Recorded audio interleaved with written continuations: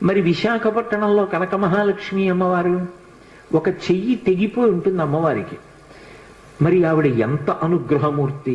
అసలు ఈ మార్గశీర్ష మాసంలో విశాఖపట్నంలో కనక మహాలక్ష్మి అమ్మవారి యొక్క దేవస్థానం ఇసకేస్తే రాలదు, అంతటి అనుగ్రహప్రదాయిని.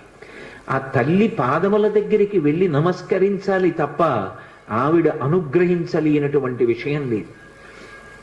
ఈ మధ్య కాకినాడలో నాకు అత్యంత ప్రాణ సమానమైనటువంటి మిత్రుడు, అతన్ని గుండె ఆపరేషన్ చేయడానికి థియేటర్లోకి తీసుకెళ్లారు అని చెప్పి డాక్టర్ గారు నాకు నా ఫోన్కి మెసేజ్ పెడితే, ఆయన్ని రక్షించుకోవడం నా చేతిలో ఉంటుందా?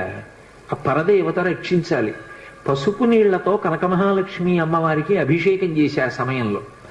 తిరిగి వచ్చాను, శుభవార్త విన్నాను.